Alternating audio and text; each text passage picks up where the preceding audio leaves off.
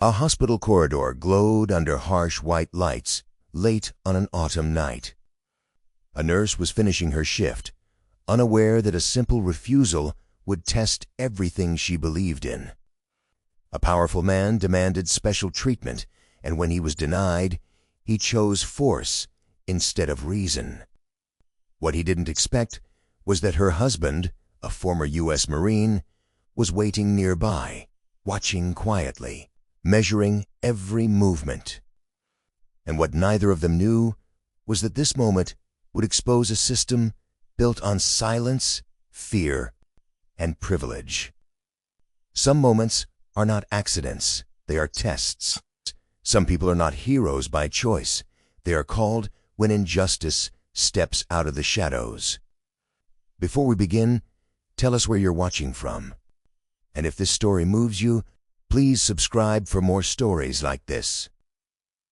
Autumn rain brushed Columbus in thin, restless lines, turning the hospital's glass facade into a pale mirror of light, shadow, and quiet anticipation. Michael Carter stood near the night shift corridor with a small bouquet of white lilies wrapped in brown paper, the kind of flowers chosen not to impress, but to remember. At 38, he carried himself with the restrained stillness of a former U.S. Marine. Broad shoulders held square, spine straight without stiffness, movements economical and deliberate. His dark hair was cut short in a practical style that had followed him long after discharge, and a trimmed beard framed a face shaped by sharp cheekbones and a jaw that looked carved rather than grown. There were faint lines at the corners of his eyes, not from age, but from long years of vigilance, of watching doors and horizons. Michael had served 2 tours overseas, experiences that had taken impatience from him and replaced it with a deep, unshakable habit of waiting. Waiting, he had learned, was not weakness. It was preparation. Tonight, he waited for his wife. Anna Carter was finishing a routine assessment 2 corridors away, her hands moving with practiced efficiency as she adjusted a blood pressure cuff and offered a quiet reassurance to an elderly patient. At 34, Anna was tall and slender, her posture straight despite the long hours that curved many backs in this building. Her ash-brown hair was pulled into a tight bun beneath her nurse's cap, a few loose strands brushing her cheek where stress had loosened discipline. Her skin was fair, almost translucent under fluorescent lights, marked by the faint fatigue of night shifts, but softened by steady eyes the color of warm hazel. Anna had chosen nursing not out of sentiment but conviction. She believed in order, in process, in doing the right thing, even when no one thanked you for it. That belief had cost her comfort before, but she had never learned how to abandon it. Tonight, though, she smiled to herself as she glanced at the clock. 5 years of marriage. Michael would be waiting, patient as always.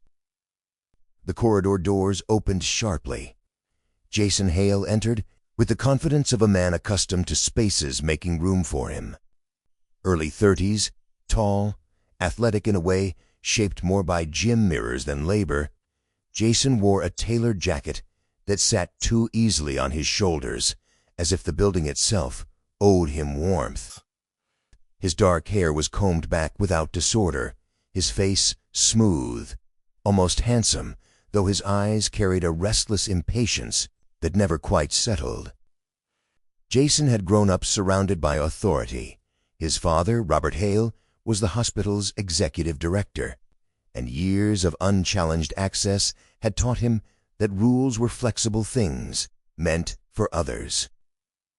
At his side walked Sarah Whitman, his girlfriend, a woman in her late 20s with a slim, carefully maintained figure. Sarah was average height, long, honey-blonde hair falling in controlled waves down her back, skin lightly tanned in a way that suggested leisure rather than labor. Her eyes were pale blue, observant but cautious, and she carried herself with a quiet awareness of the room, the posture of someone who had learned when to speak and when silence served better. A faint, superficial scratch marked the inside of her wrist, pink and already healing. She held that wrist with her other hand, more out of habit than pain. "I need her," Jason said abruptly, pointing toward Anna as if selecting an object from a shelf. His voice was calm, but expectation sharpened every syllable. "Now." Anna paused at Sarah's wrist, then at the chart in her hand. Her expression remained composed, professional. "It's a minor abrasion," she said evenly. "Triage can clean and dress it. I'm needed here." Jason's jaw tightened. "I don't want triage. I want you." The word "no" settled between them like a barrier. Anna felt the familiar pressure behind her ribs, the moment when protocol collided with entitlement. But she did not move aside. "I'm on duty," she said. "Please step back." Jason stepped closer instead. The space narrowed. His hand moved abruptly, not striking but shoving, a sharp, careless motion meant to clear an obstacle rather than harm a person. Anna's foot slipped on the polished floor. She went down hard, the breath knocked from her chest as pain flared along her hip. For a split second, the corridor froze.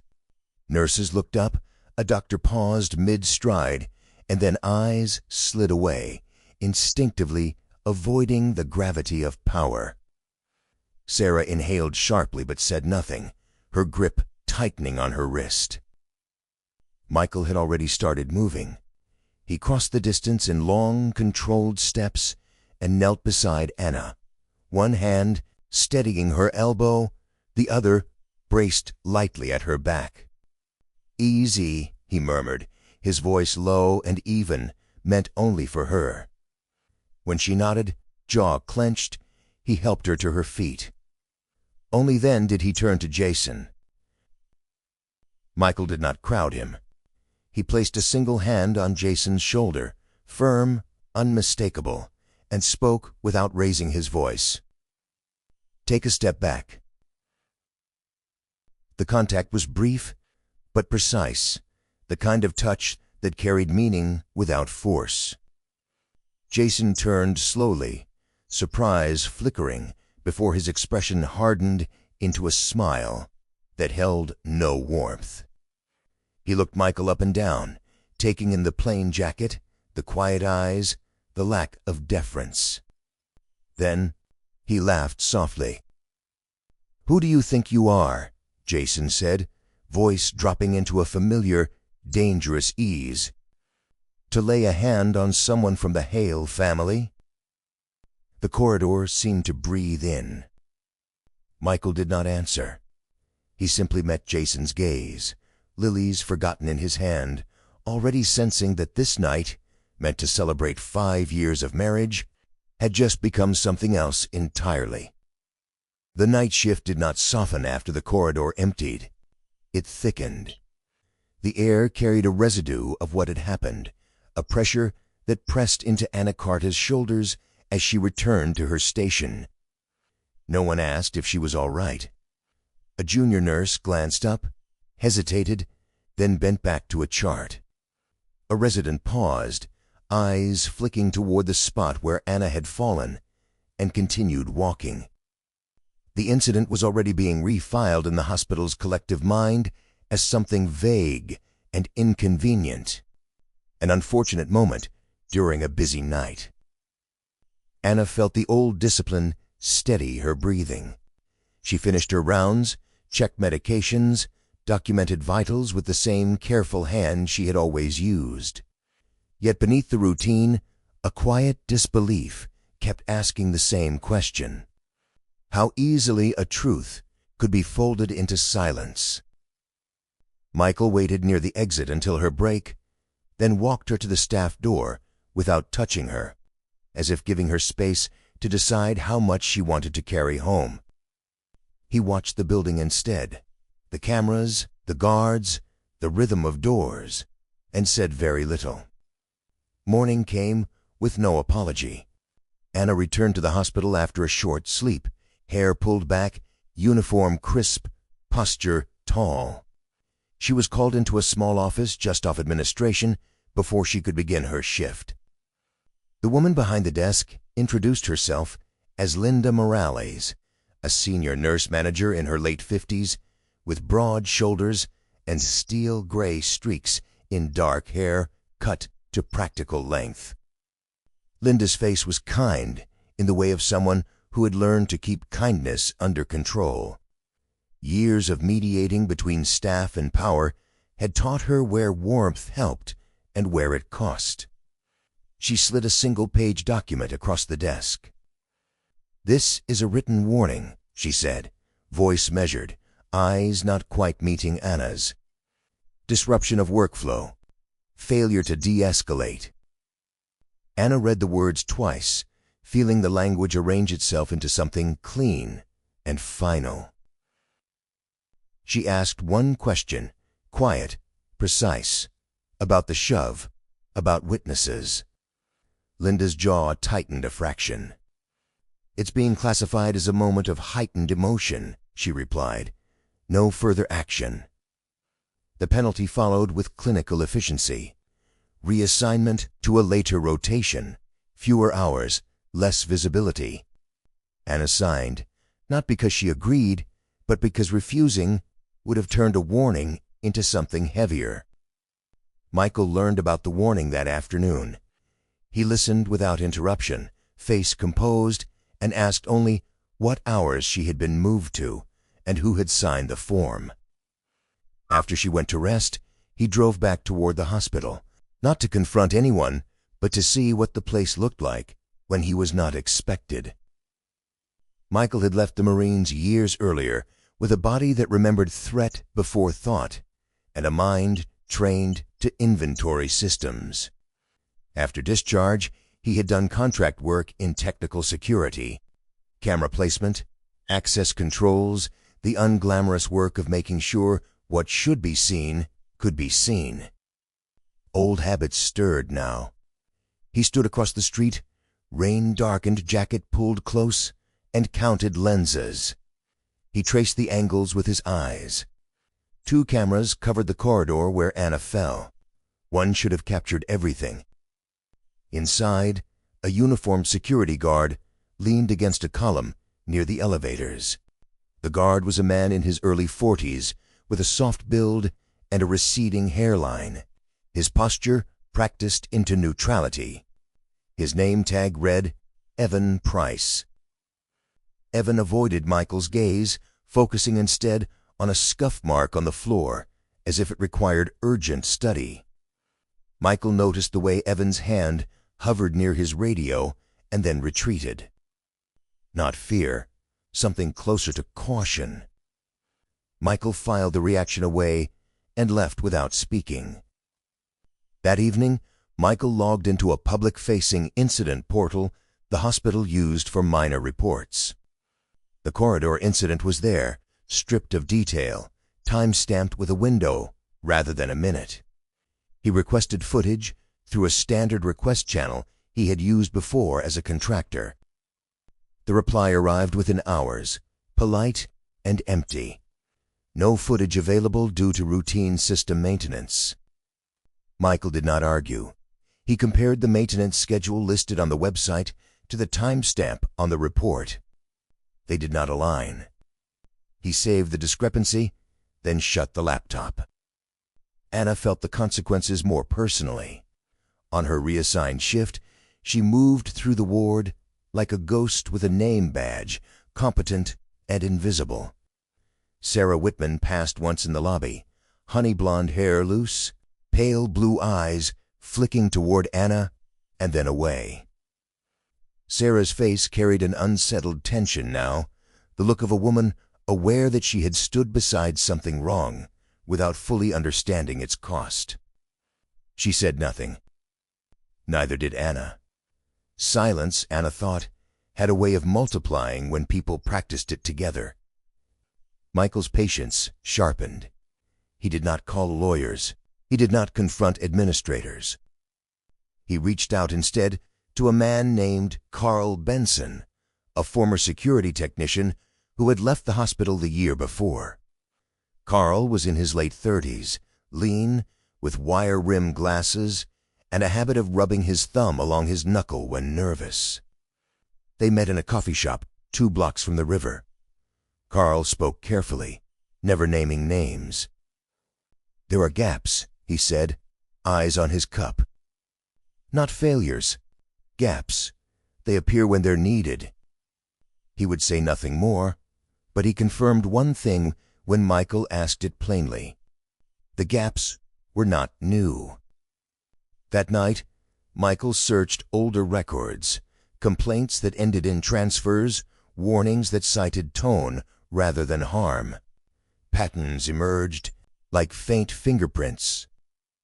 One name surfaced more than once in proximity to missing footage and altered reports: Jason Hale. Michael leaned back, the chair creaking softly, and felt the shape of a larger truth settle.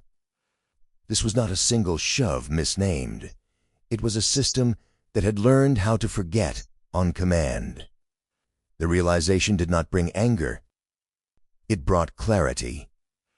Michael closed the files and looked at the lilies, now wilting slightly on the counter, and understood the test before them was not whether they would be heard, but whether they would remember what they had seen, when forgetting would be easier.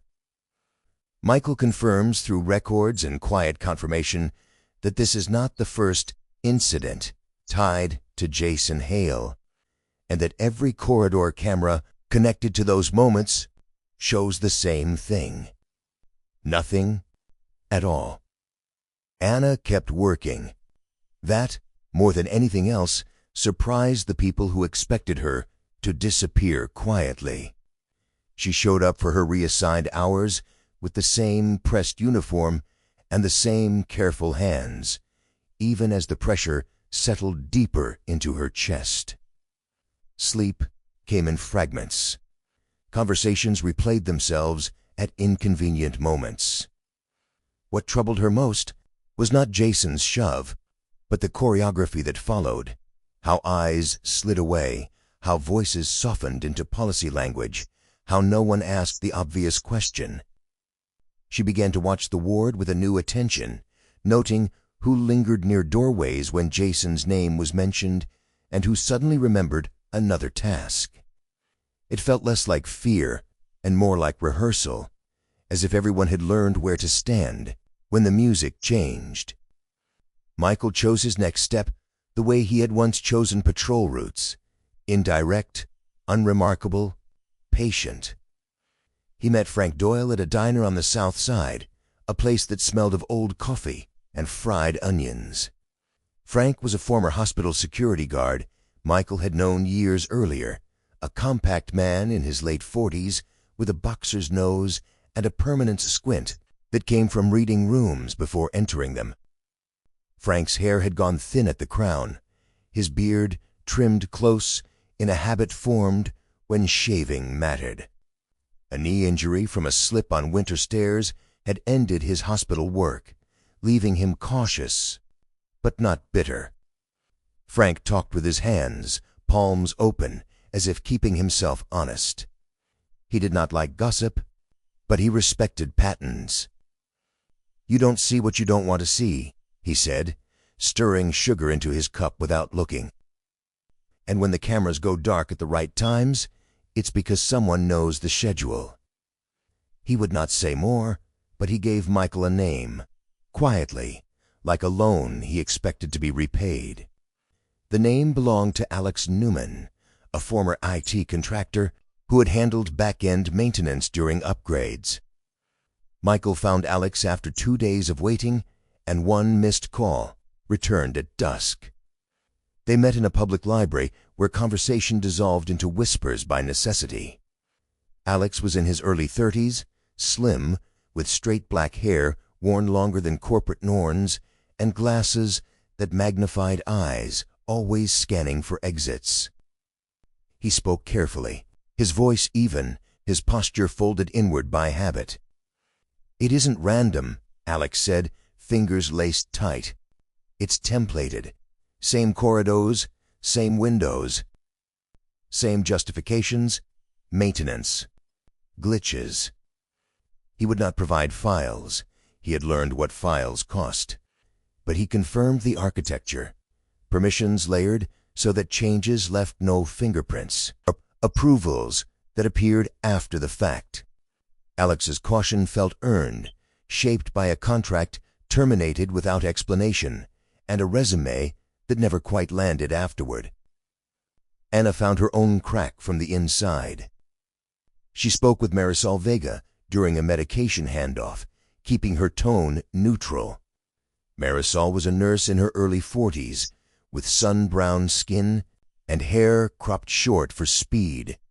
A woman who moved like she had places to be, even when standing still. She had transferred units twice in 3 years, always after late-night incidents that never reached daylight. Marisol did not volunteer details.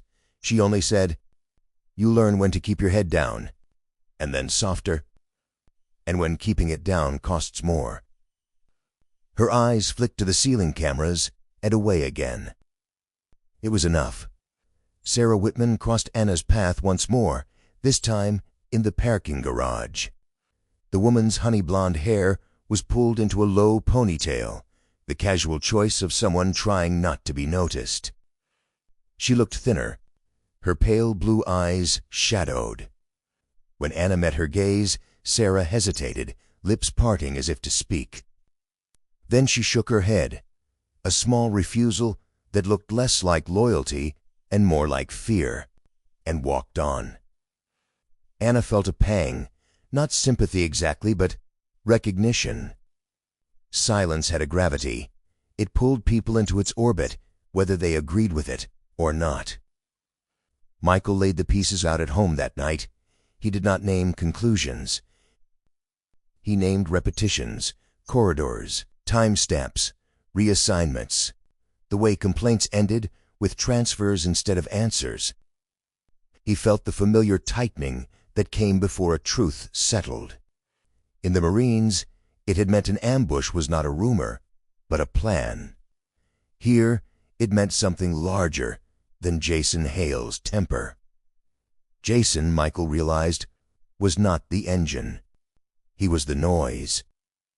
The realization sharpened into clarity when Michael compared dates across departments and found the same signatures approving exceptions. Always late, always clean. He did not need Frank or Alex to say the word system. The word announced itself. Systems learned how to protect themselves by teaching people where the edges were and what happened when you crossed them. They did not need threats when habit did the work. Anna watched Michael as he spoke, noticing the way his shoulders squared without hardening, the way he left space for doubt. He did not ask her to be brave. He asked her what she wanted to know. She said she wanted to know why good people had stopped talking. He nodded, because that question mattered more than any accusation. They agreed on one thing before sleeping. They would not move faster than the truth allowed. No confrontations, no leaks, just attention, applied steadily. Michael set his phone face down and stared at the ceiling, listening to the house settle. He felt the old patience return, the one that made waiting an action rather than a pause. By morning, the crack had widened. It was not loud. It did not announce itself. It simply made room for light where there had been none. Michael understands that Jason Hale's behavior is protected by a repeatable, top-down mechanism. This is not a personal abuse of power, but a system designed to erase it. The decision did not arrive all at once. It accumulated. Anna felt it in the pause before she answered a phone call, in the way she checked her mirrors when driving home, in the weight that settled behind her sternum when she imagined the ward without her name on the schedule. Silence had begun to ask its price. She could feel it in the hours she lost sleep and the moments she measured every word, wondering which version of herself would survive the week. Immaculate paperwork and steady hands had always been enough before. Now they were not. Michael did not hurry her. He had learned long ago that courage spoiled when rushed. When she asked what he thought, he answered without theater, his voice level, as if reciting a fact rather than a plea. He told her about nights overseas, when the wrong choice wore a friendly face and the right one cost men their ease. He told her the only regret that stayed with him was not the scars, but the moments he turned away because it was simpler. He did not say what she should do. He only said he would stand where she stood. Anna wrote the report after midnight at the small kitchen table, the house quiet except for the refrigerator's hum. She described the shove, the lack of intervention, the missing footage. She kept the language procedural, precise, free of accusation. She cited policy and timestamps. She printed it, signed it, and submitted it through the hospital's internal channel before dawn, the way one might place a letter in a bottle and push it into a river, knowing it would travel where it could. The response was swift and shapeless. Calls began that afternoon from numbers that did not leave messages. A black sedan idled once too long at the corner when she pulled into their street, then drifted away without urgency. The ward felt tighter. Conversations stopped when she approached. Sarah Whitman passed again in the lobby, tall and slender in a neutral coat, her honey blonde hair tucked beneath a knit cap. Sarah's pale skin looked washed by the fluorescent lights, her mouth drawn into a careful line. She slowed as if to speak, then glanced toward the security desk and moved on. The look she left behind was not disdain, it was calculation, learned under pressure. Michael noticed the patterns before Anna named them. He drove routes twice, varied his parking, and kept his phone dark in his pocket. He did not carry a weapon. He carried attention. That was when the approach came, not dramatic, not threatening. It happened at a cafe near the courthouse, late afternoon, the kind of place where conversations dissolved into background noise. A man sat down across from Michael without asking. He introduced himself as Thomas Rock, an administrative liaison, his tone courteous. Rock was in his mid-50s, tall, with a narrow frame, hair silvered at the temples and combed neatly back. His suit was conservative, well-fitted, the kind that announced reliability. He smiled easily, a practiced warmth that softened his angular face and made his sharp eyes less conspicuous. Rock spoke like someone accustomed to smoothing edges. He mentioned misunderstanding, stress, the toll of long nights. He suggested that escalating internal processes often created unintended consequences. "There are ways to protect everyone," he said, folding his hands, "including your wife." He did not threaten. He did not promise. He simply offered an exit ramp. Michael listened without interruption. He asked no questions. When Rock finished, Michael thanked him for the coffee and stood. The man's smile held, but his eyes followed Michael to the door. Outside, the afternoon light felt honest by comparison. Michael understood then what the pressure meant. They were not reacting to Anna's report as a grievance. They were responding to the risk of observation. The pressure found Anna again in subtler forms. Her schedule shifted at the last minute. A supervisor asked if she was holding up. The question carried an implication. Endurance would be rewarded. Insistence would be costly. Anna felt the temptation keenly. She could withdraw the report, frame it as overreaction, keep her license clean and her life intact. She imagined the relief of returning to routine, of not scanning parking lots or screening calls. She imagined, too, the ward as it would be tomorrow, and the next woman who would stand where she had stood, learning the same lessons. She did not withdraw the report. Instead, she documented the calls, the schedule changes, the encounter Michael described. She did it methodically, as if building a care plan for a patient whose symptoms kept changing. Michael helped her organize the file, labeling dates and sources, resisting the urge to connect lines that were not yet proven. He slept lightly, the way he always did when the stakes rose, waking before dawn to the sound of the house settling and the certainty that patience was still the correct posture. The next approach came not with smiles, but with proximity. A car followed Michael from the grocery store to the highway, close enough to be noticed, far enough to deny intent. It peeled off after 3 exits. Michael felt the old calm return, the kind that arrived when uncertainty resolved into pattern. He realized with a clarity that surprised him that the pressure was not designed to crush Anna outright. It was designed to tire her into compliance. And the conversations with him, polite, private, deniable, were not meant to convince her. They were meant to measure him. He told Anna that evening what he had concluded. He did not dramatize it. He said it the way one states the weather. "They're not afraid of your report," he said. "They're afraid of what I can see." The words landed quietly, but they rearranged the room. Anna felt the fear shift, not lessen, but focus.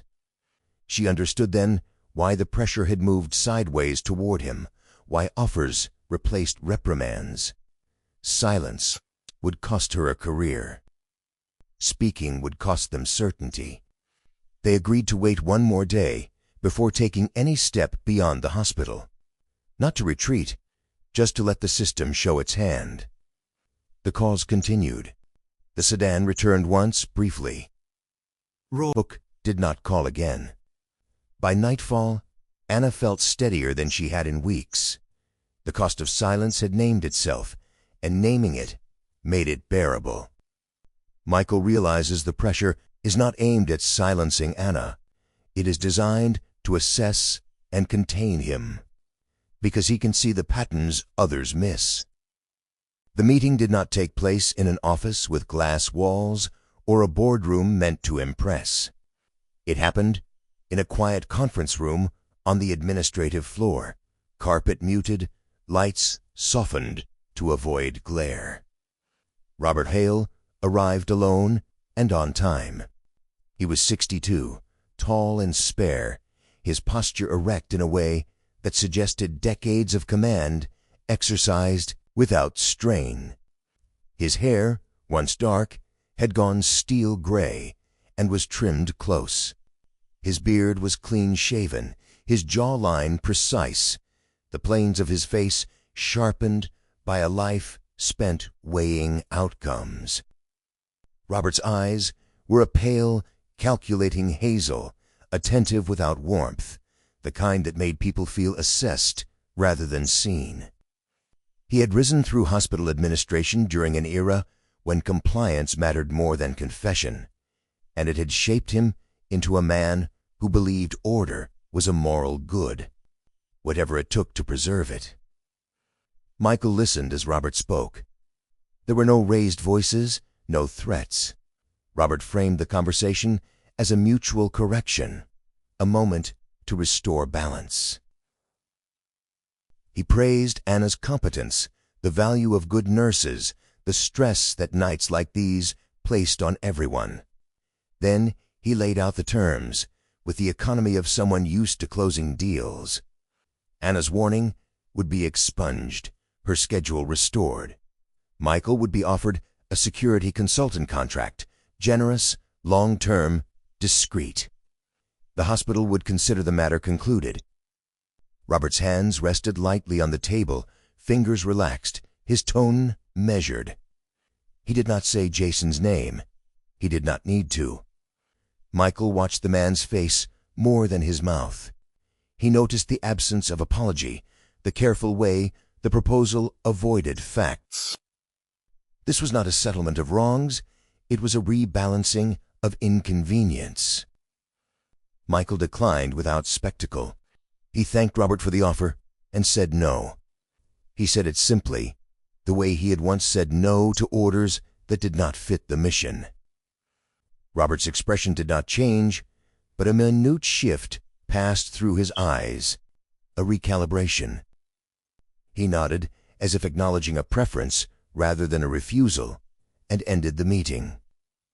The consequences arrived with a precision that left no doubt about authorship. By mid-morning the next day, Anna received notice of indefinite suspension, pending review. The language was careful and bloodless, citing process and risk management. Her badge access was revoked before lunch. Michael learned he was no longer permitted on hospital property. Security would escort him if he returned. The speed of it all stripped away any remaining pretense. This was not protection, it was punishment. Sarah Whitman called that evening. Her voice sounded smaller than Anna remembered, a thin thread stretched tight. Sarah was tall and slim, her honey-blonde hair now worn loose, skin pale, as if sleep had not been kind. She spoke quickly, apologetically, as though bracing for interruption. She said she was sorry for the shove, sorry for the way things had turned. She said she couldn't talk long. When Anna asked why, Sarah hesitated, then admitted she was afraid of what would happen if she said the wrong thing. The call ended abruptly. Anna sat with the phone in her hand, feeling the familiar ache of witnessing fear without being able to cure it. Michael spent the afternoon assembling what he already had. He did not rush. He organized notes, timestamps, public records, the confirmations that stopped short of proof but pointed unmistakably toward method. He separated observation from inference.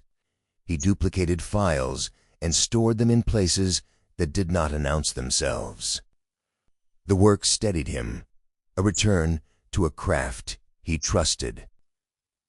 That evening, when Anna came home early with the suspension letter folded neatly in her bag, he poured 2 glasses of water and told her the truth he had kept until it mattered. He told her he had already sent a portion of the information to a federal oversight channel.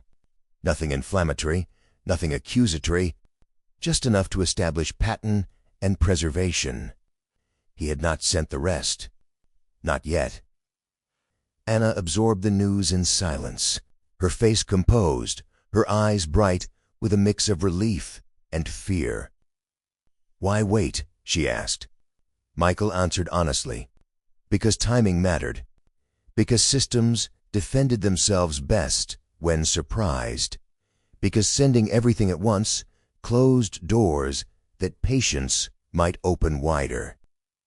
They talked long into the evening, weighing the cost of escalation against the cost of retreat. Anna grieved the ward she loved, the patients she would not see tomorrow. Michael grieved the small hope that reason might have prevailed. Neither mistook grief for doubt.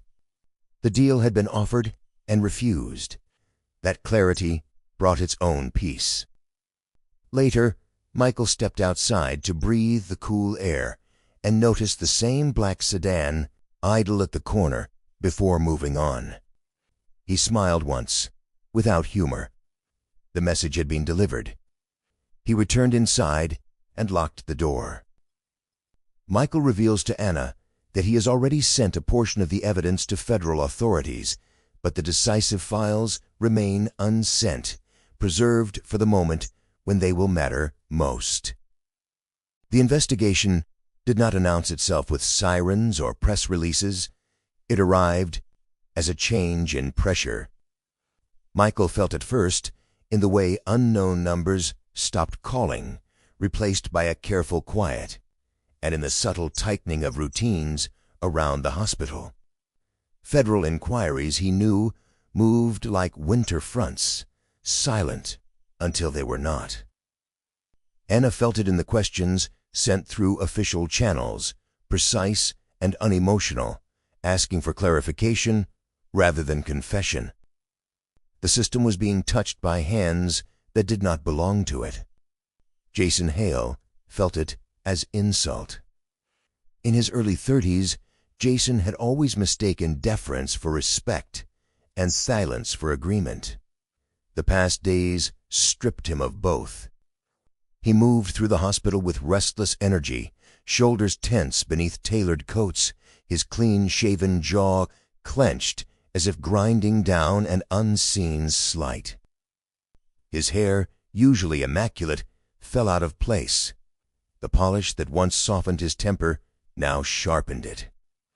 Jason had grown up buffered from consequences, raised in rooms where his father's authority made friction disappear. The first time friction remained, it enraged him. He began to drink more, to speak louder, to test boundaries that no longer bent. Anna returned to the hospital one evening to collect personal items from her locker, accompanied by a union representative who kept a professional distance. The parking structure was half full, concrete echoing with footsteps and the low hum of fluorescent lights. Anna walked carefully, her posture steady despite the tightness in her chest. She had learned to carry fear without advertising it. As she reached her car, Jason stepped from between two pillars. The light caught his face at an angle that made his eyes look darker than usual.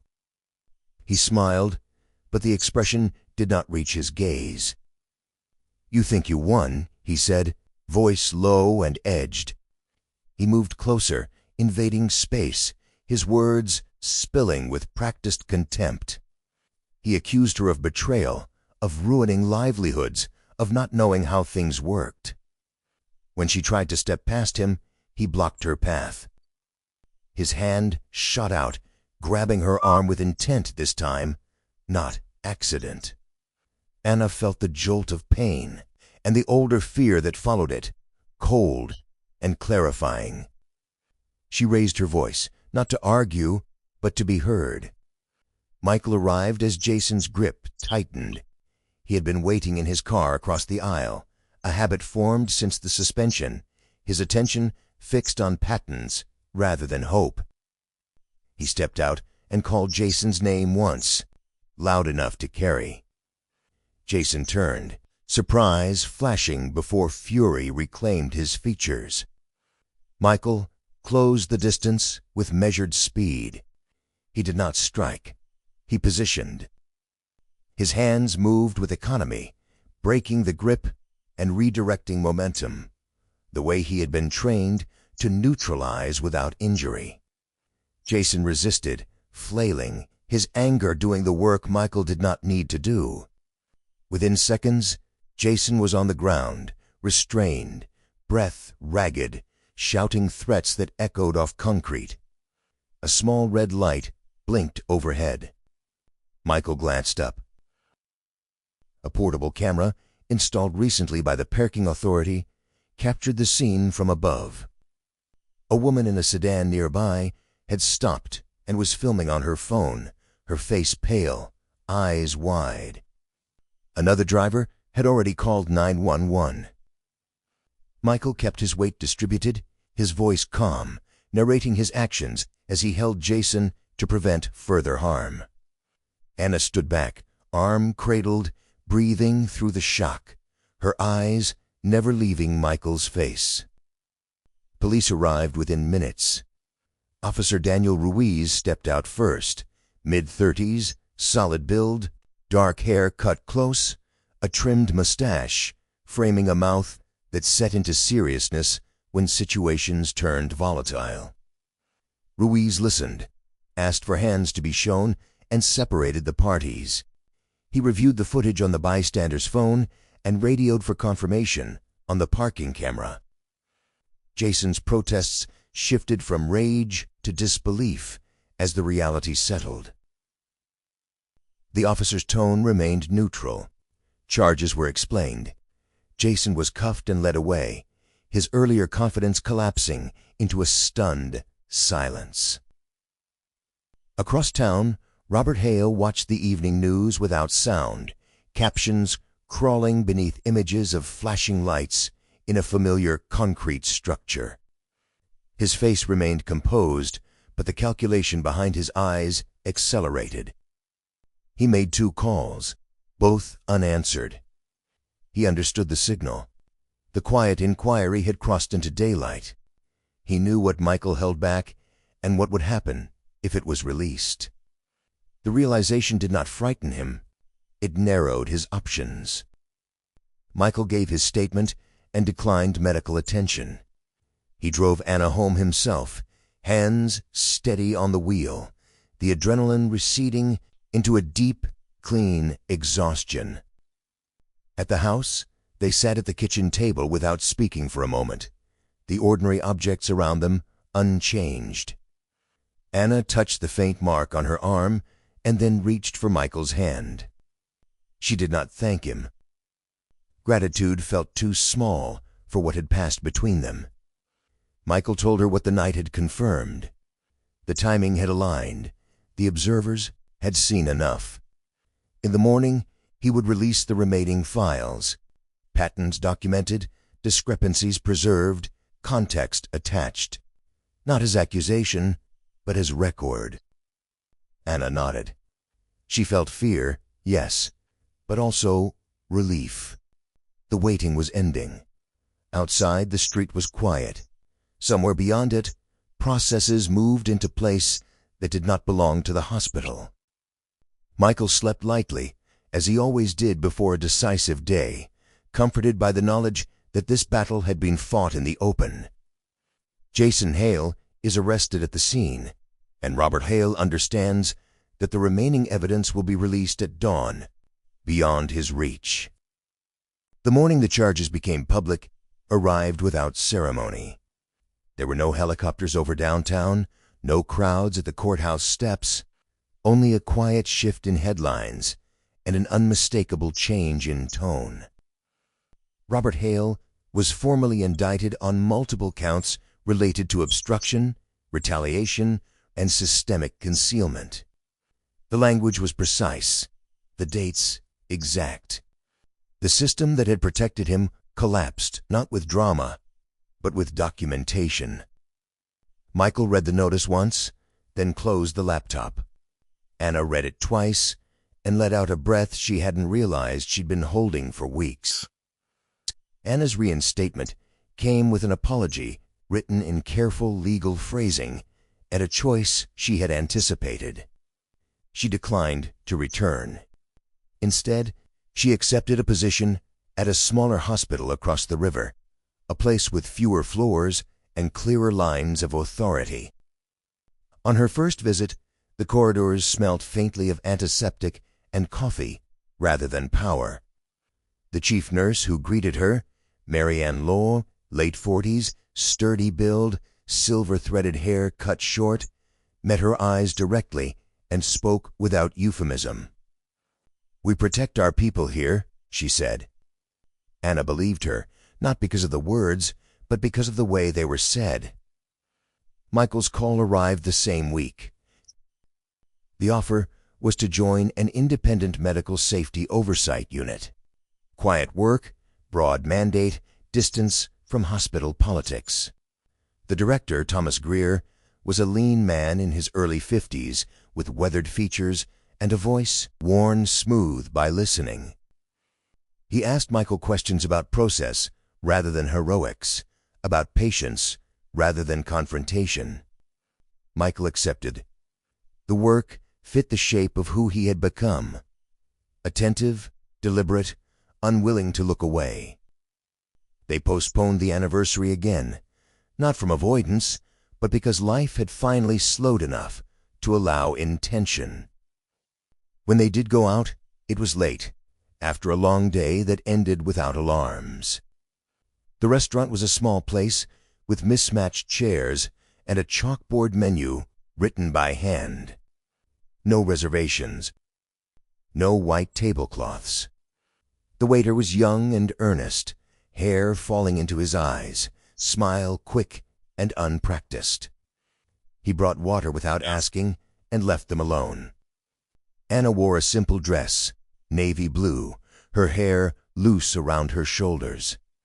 The faint bruise on her arm had faded to a memory only she could feel. Michael wore a jacket he'd owned for years, the sleeves creased from habit. He had brought flowers once, 5 years earlier, and learned quickly that Anna preferred space to carry them home. Tonight, his hands were empty. "I'm sorry," he said after they ordered. The words were unadorned, set down carefully. "I wanted it to be different." Michael was not a man who apologized lightly. When he did, it was because the apology mattered. Anna reached across the table and took his hand. Her grip was steady, warm.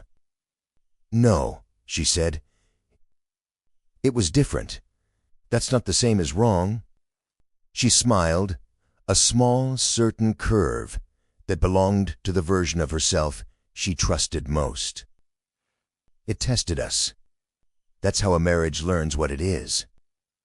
They ate slowly, talking about ordinary things, her new ward, his first case with the oversight unit, a neighbor's dog that barked at nothing. The city hummed beyond the windows, unremarkable and alive. There was no need to recount the past weeks. They were present in the space between them, acknowledged without ceremony. Later, as they walked back to the car, Anna stopped beneath a streetlight and looked up. The air had cooled. Autumn had finally decided to stay. "Do you know what I keep thinking about?" she asked. Michael waited. That night in the parking structure. Not the fear. The moment after, when I realized I wasn't alone. Michael nodded once. He did not speak of training or timing or cameras. He spoke of choice. "You stood," he said. "That mattered." They drove home with the radio low. At the house, Michael unlocked the door and held it while Anna stepped inside. The place felt different, not larger, not quieter, just settled. On the kitchen counter lay the folded letter, confirming her new position. On the table, a notebook Michael kept for work rested closed. They belonged where they were. Before bed, Anna placed the small bouquet the restaurant owner had pressed into her hands, a habit she'd said for anniversaries, into a glass by the sink. No ceremony, no speeches. The petals caught the light and held it. Michael watched and thought, not for the first time, that healing did not announce itself. It arrived as permission to be ordinary again. They slept. In the morning, there would be schedules and traffic and work that mattered in quiet ways. Tonight, there was only the knowledge that they had chosen each other when choosing was hardest. That, Anna decided as she turned off the light, was worth celebrating, 5 years in, and every year that followed. Sometimes, miracles do not arrive with thunder or light from the sky. Sometimes they come quietly, through ordinary people who choose not to look away. God often works through conscience, through courage, through a steady voice that says, "This is wrong," when silence would be easier. In our daily lives, we may never face headlines or courtrooms, but we face smaller tests every day, whether to protect the vulnerable, to stand for truth, to love without fear. If this story touched your heart, share it with someone who needs hope today. Leave a comment and tell us where you're watching from. Subscribe to the channel so these stories can reach more hearts. And may God watch over you and your family, strengthen your courage, heal your burdens, and place the right people in your path when you need them most. Amen.